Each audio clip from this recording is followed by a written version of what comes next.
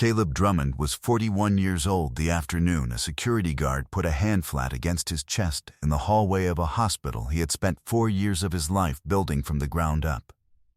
He was wearing the same worn work jacket he wore everywhere, the one with the fraying collar and the pen stain near the left pocket that his mother had tried to get out twice and finally surrendered to. He drove a 10-year-old Tahoe with a cracked dashboard vent he kept meaning to replace. His wife's colleagues at the hospital where she worked as a pediatric nurse practitioner knew him as the quiet one, the handyman husband, the man who fixed things around the house and never had much to say at the staff holiday party. What they understood about his work was that he was in construction. What that meant, specifically, none of them had thought to ask. What his wife Renata had told that security guard was that her husband was not to be admitted to her room under any circumstances. She said it calmly, the way she said most things, with the settled authority of a woman who had made a decision and was executing it without drama. The room she was in sat on the 4th floor of the wing whose steel-framed Caleb had personally supervised being welded into position on a Tuesday in February, 3 years prior. The nameplate above the hospital entrance had been installed by a crew Caleb had hired. The corridor floors beneath her bed had been poured, finished, and certified by a company Caleb had built from 20 employees to 112 over the course of a decade. The total construction value of that hospital, not including the south parking structure, was $47 million. What Renata had never thought to ask, not in 8 years of marriage, not in the quiet evenings when he reviewed drawings at the kitchen table, was exactly who had built the place she had spent her entire career calling her second home. What happened next would rewrite everything she believed about the life she was trying to walk away from. Before we jump into the story, comment where in the world you are watching from, and subscribe, because tomorrow's story is one you need to hear. The morning light came through the kitchen window of their house in Germantown at 6:15 and fell across the table in the particular way it did in October, low and amber and patient, the kind of light that made even ordinary things look considered. Caleb sat with his first cup of coffee and a folder of site drawings he had been reviewing since 5. The house was a craftsman bungalow, modest from the street, with deep eaves and a front porch whose original columns he had replaced with properly tapered replicas after discovering the old ones had been sitting on rotted sill plates for 20 years, held up more by habit than by structure. He had rebuilt the back porch himself the previous spring, every board set level, every joint sealed, every post anchored in fresh concrete that would outlast the decade. The kitchen tiles were ones he had laid himself over a long holiday weekend in a cream and charcoal pattern his grandmother would have approved of. He could not build something carelessly. It was not a character trait he had chosen so much as one installed in him early, the way the load-bearing elements of a structure are placed before anything decorative is considered. His grandmother, Ida Drummond, had sat in the corner chair of her small house in Memphis and watched him as a boy take apart everything he could reach and put it back together. And she would tell him in a voice that settled the room, "A man who understands how a thing is held together will never be caught off guard when it falls apart." He was 12 the first time she said it. He was 41 now, and he had spent the intervening years proving it true in ways she had not lived to see, and he thought about her most mornings in the quiet before the day began. He turned a page and made a note in the margin. On the surface, Caleb Drummond was a project manager for a general contracting firm. That was the version he had offered most people for years, because it was accurate enough, and because he had learned early that the full version produced a kind of attention that complicated things in ways he preferred to avoid. The full version was that he was the founder, sole owner, and operating principal of Drummond Build Group, a commercial construction company registered in the state of Tennessee with active contracts in 3 states, and a portfolio that included 9 healthcare facilities, 4 schools, 2 federal courthouses, and the kind of civil infrastructure that whole neighborhoods depended on without ever knowing his name was attached to it. He kept a second phone in the inner pocket of his work jacket for the business that actually ran his life. Renata had never mentioned it, and had apparently never been curious about it, which he had taken in quieter years as a kind of trust, and which he now understood differently. He had met her 8 years ago at a fundraiser for a community health clinic in North Nashville, one his company had helped build at reduced cost as a community investment. She had been volunteering at a folding table, sorting donation envelopes with her sleeves rolled up and a focused expression that he found immediately compelling. And she had asked him what he did, and he had told her the modest version, and she had not pressed further, which at the time had felt like ease. She had a laugh that was quick and unguarded, and she spoke about her patients with a warmth that was not performance. He drove home that evening thinking that here was a woman who built things of a different kind, who put herself into her work the same way he put himself into his, and that perhaps that was enough common ground to build on. For 5 years it had been, and then, without a single identifiable moment as the pivot point, something had begun to change in the way that certain structures change. Not through one catastrophic event, but through the slow accumulation of small stresses no one stops to assess until the inspection reveals they have been there for years. The first visible sign was not dramatic. It was a Tuesday evening in March, when he came home from a site walk and found her on the back porch with her phone, and when she saw him through the glass door, she turned her back. Not guiltily, not with any particular urgency. With the practiced ease of a woman who had already decided that care was no longer required. He said nothing. He went inside and started dinner and filed it away. He was watching from that moment forward. It was the accumulation that moved him from awareness to certainty. The phone that was always face down on the table now. The Thursday evenings that ran consistently, 2 hours past the end of her shift. The weekend medical conference in Atlanta that her hospital system had no record of hosting when he looked it up. And then one morning in April, she left her tablet unlocked on the kitchen counter, and a notification appeared while he was standing directly over it, and the name it showed was one he had not seen before. Dr. Elliot Wren. Caleb looked at the name for 3 seconds. Then he went to the sink and rinsed his mug and picked up his work folder and left for the site. His hands did not shake. His face remained perfectly calm. He moved the way he always moved on a new project, starting with the full survey before touching anything. He pulled phone records through a service his attorney had used in a prior matter. He retained a private investigator named Curtis, a former insurance adjuster who worked methodically and documented everything in typed summaries and who presented his findings 10 days later at a booth in a coffee shop on Charlotte Avenue. Curtis confirmed what Caleb had already assembled in his own mind. Dr. Elliot Wren was an attending physician in the cardiology department at Meridian Medical Center, 44 years old, recently separated from his own wife. He had been in a relationship with Renata for 7 months. Curtis had documented hotel charges in 2 cities, a weekend trip to Chattanooga in February, and 2 occasions on which Wren's vehicle had been parked outside the Germantown house during hours when Caleb was confirmed to be at a job site in Murfreesboro. He had not been careless about timing. Neither had she. They had built a schedule around Caleb's schedule, which required knowing his schedule, which told him something about the duration of planning that had preceded the first weekend trip.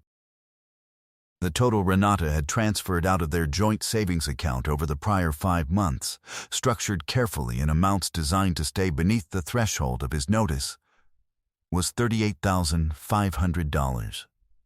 Curtis had the transaction dates. Caleb went back and cross-referenced each date against his own calendar. Every single transfer had been initiated on a day he was confirmed on a site, unreachable by anything other than his work phone. It was not coincidence. It was operational knowledge. She was building a runway. She had already begun her approach. Caleb sat with that for a moment. Then he paid for both coffees and drove to his site and spent the rest of the afternoon reviewing rebar placement on the Murfreesboro job with the same steadiness he brought to every inspection. He opened a new folder on his laptop that night. He named it simply Meridian. Then he made 2 phone calls. The first was to his attorney, Bernard Hatch, who had incorporated Drummond Build Group 11 years ago and who had handled every significant legal and financial matter of Caleb's adult life. Bernard picked up on the second ring and listened without interruption. When Caleb finished, Bernard was quiet for a moment in the way of a man who has heard most things and is occasionally still surprised by the shapes they take. Then Bernard said, carefully, "Does she know anything about the Meridian contract?" Caleb said she did not. Bernard said that was important. He said they should meet Thursday and that he would have several things prepared. Some things you do not say out loud until you are ready to mean them. The second call was shorter. It was to his Aunt Gloria in East Nashville, who had raised him from the age of 14 after his grandmother passed, and who had the particular gift of people who had survived real things, the ability to hear what you were actually saying beneath the words you used to say it. He told her the outline. She did not express surprise. She listened the way she always listened, without filling in his sentences. When he was done, she said, "You already know what to do. You're sitting with it first. That's the right way." He said he supposed that was true. She said his grandmother used to say that the trouble with people who rush is not that they move fast. It is that they move before they understand the weight of what they are carrying. She said Caleb had never had that problem. He left her house feeling the way he always felt leaving her house. Settled, oriented, certain of the next step, if not yet of all the steps that followed. Real power operated in quiet rooms. Thursday at Bernard's office was efficient and thorough. Bernard confirmed what Caleb had already calculated. The prenuptial agreement they had signed 8 years ago, at Bernard's strong recommendation, was intact and fully enforceable. Every asset held under Drummond Build Group was separate property, protected by business structure established years before the marriage. The house, purchased in Caleb's name alone before the wedding, was not a marital asset under Tennessee law. The $38,500 from the joint savings was recoverable as dissipation with interest and documentation, which Curtis's typed summary provided in abundance. But Bernard had brought something additional to the table. He slid a single page across the desk. It was a copy of the Vendor and Donor Recognition Registry for Meridian Medical Center, the kind of administrative document that lives in a hospital's records and lists every company that had materially contributed to the building's construction. Drummond Build Group appeared as general contractor of record, with the full project value noted beside it. Bernard tapped the page and said that Renata had built her professional life inside a building that Caleb had built. That the hospital administration knew his company's name, that if Renata intended to use any element of her professional standing or hospital connections in whatever proceedings were coming, she should understand the full map of who knew whom in that building and who ultimately held the relationship. Caleb folded the page and put it in his jacket pocket, next to the second phone. He went home and made dinner, and watched the news and went to bed at a reasonable hour, because there was nothing left to do that evening, and he had sites to visit in the morning. Caleb spent the days that followed going about his life with a steadiness he did not have to manufacture, because steadiness was simply who he was. He went to his sites.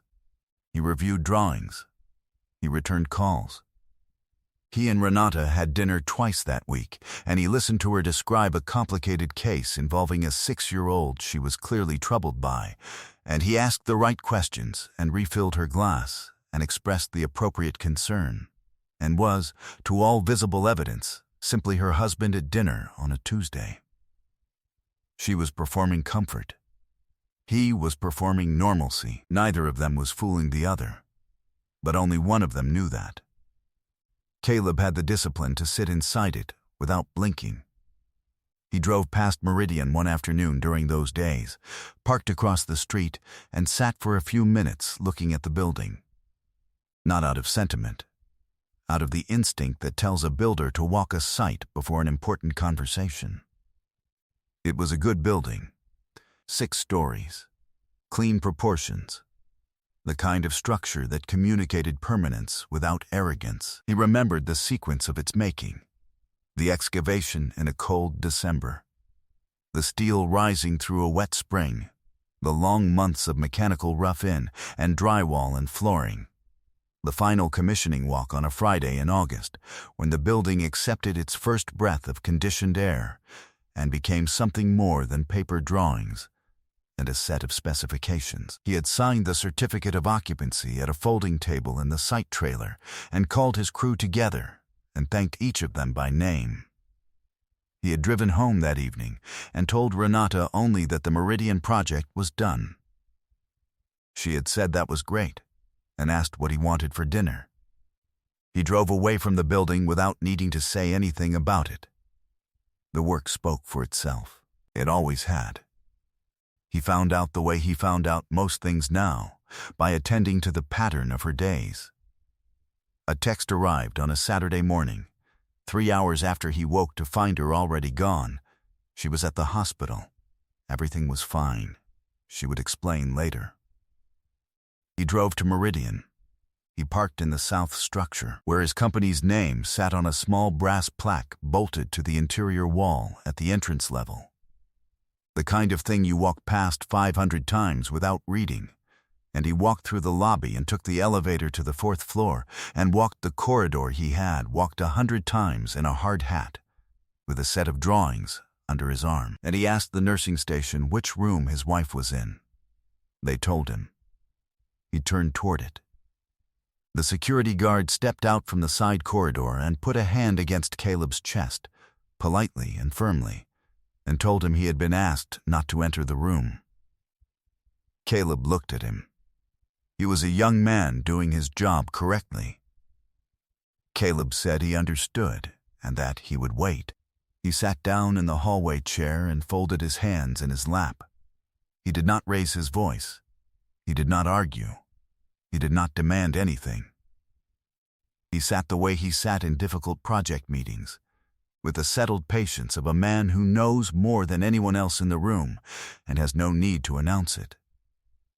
40 minutes later, the door opened, and Dr. Elliot Wren came out in civilian clothes, not a white coat, not scrubs, with the ease of a man who had been spending time somewhere he felt comfortable and who had not expected the view to change when he stepped into the hallway. He stopped when he saw Caleb in the chair. The ease shifted into something more considered. Caleb held his gaze without expression and did not move. Wren said nothing and walked toward the elevator. He pressed the button and kept his back to the hallway and did not look again. Caleb stood and went to the nursing station and asked to speak with the charge nurse. A woman named Patricia came to the window. Caleb told her his full name. He told her his company's name. He told her he was the husband of the patient in room 412, and that he was also the general contractor of record for the building she was standing in, and that he would appreciate information regarding his wife's medical situation. He said this quietly, without elevation, the way he said most things. Patricia looked at him for a moment. Then she picked up the phone. The administrator, who arrived 13 minutes later, was a woman named Sandra Ellery, who had co-signed the project closeout documents with Caleb personally, and who recognized him immediately and whose expression moved through 3 distinct stages before settling into the composed professionalism of someone managing a situation that had not been what she had been told it was. She walked him to Renata's room herself. Renata was sitting up in the bed. She was not gravely ill. She had been admitted following a cardiac episode that had resolved without intervention, and she would be discharged the following morning. She was fine. She was not expecting him. Caleb sat down in the chair beside the bed. He set his jacket over the back of it and folded his hands and looked at her with the expression of a man who had already done all of his processing in private and had arrived at the last necessary conversation. He told her what he knew. He told her in sequence, the way you brief a team before a critical phase so that each element is accounted for and nothing is omitted or softened. He told her about 7 months. He told her about the $38,500. He told her about the Chattanooga hotel and the 2 evenings in the driveway and the typed summary Curtis had prepared as a professional courtesy. She started to speak twice. Both times he held up one hand, gently, without impatience, and continued. When he was finished, he reached into his jacket pocket and laid the vendor registry page on the bed beside her, smoothed flat, the way you lay a drawing on a table before a review. She read it. She read the name and the project value and the date of substantial completion, and then she looked at him, and what moved across her face was not only guilt, though that was present. It was the specific vertigo of a person who realizes she had been operating with a map that did not show the actual terrain. She said his name quietly. He said he was aware that she had not known. She said she could explain. He looked at her for a long moment and said, without cruelty and without anger, only with the clarity of a man who understood the precise weight of what he was putting down, I built this hospital so people could be cared for inside it. That was the work. You used it as cover. Those are different things. They say something about us both, and now we both know what they say. He picked up his jacket. He stood. He looked at her one final time. Then he walked out of the room and did not look back, and the hallway was quiet behind him, and the building held as it was built to do. 10 months later, Caleb Drummond stood on the roof deck of a renovated townhouse in 5 Points that he had purchased and rebuilt through the winter, and the morning was clear and warm, and Nashville spread out below him in the early light, the way a city does when you are high enough to see its whole shape at once. He had a mug of coffee. He had a project underway in Brentwood that was the largest single contract Drummond Build Group had ever taken on, $63 million, staffed by a team that now numbered over 140 people. And he had signed the papers in a quiet office with Bernard beside him, and felt, in the particular way of a man who does what he says he will do, that the work was proceeding exactly as it should. There was a woman named Josephine in his life, a civil engineer he had met at a project coordination meeting in Knoxville, who read blueprints the way other people read long letters, and who asked the kind of questions that told you a person understood the thing they were asking about. She was coming that afternoon, and they were going to look at a parcel of land east of the city that she believed had development potential. He thought she was probably right. She usually was. Bernard had handled the conclusion of the marriage with the efficiency that a well-constructed prenuptial agreement tends to produce. Renata had retained her personal assets and departed with what was hers and nothing that was not. Wren had transferred to a hospital system in another state not long after the Saturday in the 4th-floor hallway. Whether that had been his decision or someone else's, Caleb did not know. He had not asked. The security guard had been doing his job. Caleb held nothing against him. A man following instructions from someone with apparent authority without knowing the full story was simply a man who needed more information. Most people were. Most people moved through the world operating on incomplete site surveys and wondered why the structure kept settling. Caleb drank his coffee and watched the morning come fully into itself, and thought about Ida Drummond in the corner chair in Memphis and what she had said, and about how the understanding of how a thing is held together was not only useful when it was failing. It was useful. Always. It was how you knew what to build next, and where to begin, and what kind of foundation the next thing deserved. He was free. He was solvent. He was building. Some things, he thought, were worth the patience to understand before you touched them. I hope you enjoyed that one. Be sure to like the video and subscribe so you don't miss the next story. I've picked out 2 more for you that I think you'll really like.